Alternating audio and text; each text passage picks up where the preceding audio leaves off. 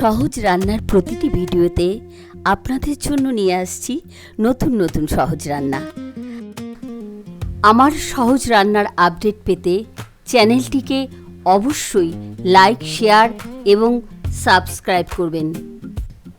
আমার রান্নার ভিডিওগুলো দেখে আপনারা খুব সহজেই রান্না শিখতে পারবেন। তাহলে আজকের রান্না দেখে শিখে নিন কিভাবে রান্না করবেন আর মাছের ডিমের কারি।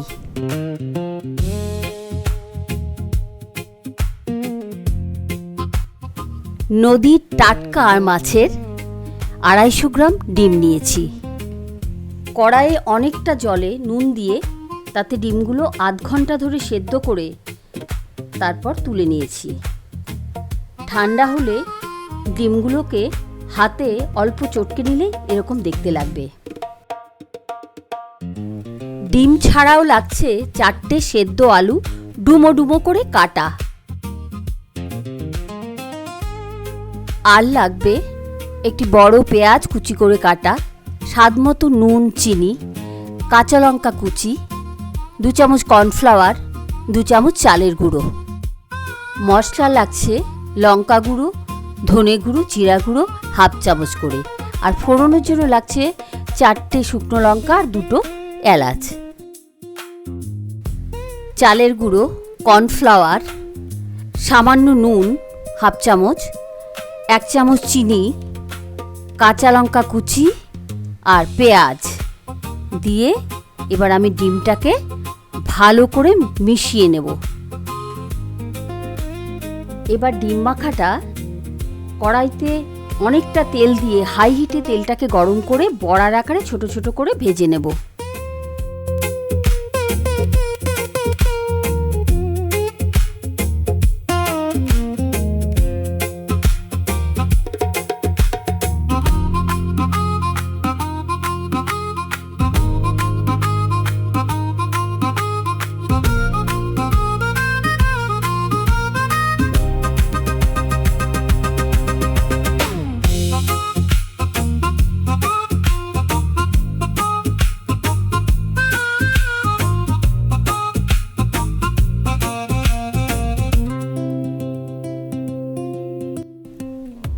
এবার কড়াইতে 3 চামচ মতো তেল দিয়ে তাতে শুকনো লঙ্কা আর এলাচ ফোড়ন দেব।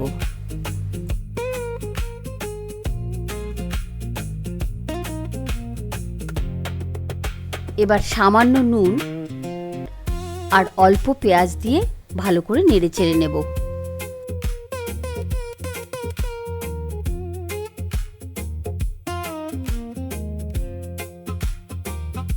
এবার আলুগুলো ভেজে নিয়ে গুঁড়ো মশলা দেব।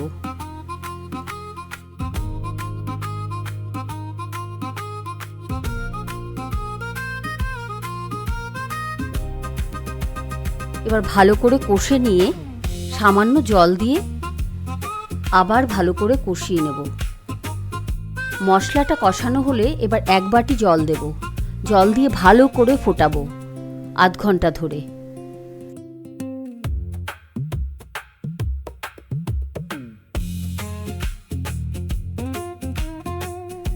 এবার ডিমগুলো ছেড়ে দিয়ে 10 মিনিট ফুটিয়ে নিলেই আমার রান্না শেষ। মাছের ডিমের কারির মতো সহজ রান্না আপনারা খুব সহজেই করে নিতে পারবেন। যে কোনো মাছের ডিম দিয়েই এই টেস্টি রান্নাটি করে নিতে পারেন। আজকের সহজ রান্না কেমন লাগলো অবশ্যই নিজে রান্না করে খেয়ে কমেন্টে জানাবেন। রান্না ভালো লাগলে ভিডিওটি বন্ধু বান্ধবীদের সঙ্গে শেয়ার করবেন আর অবশ্যই তাদের সাবস্ক্রাইব করতে বলবেন।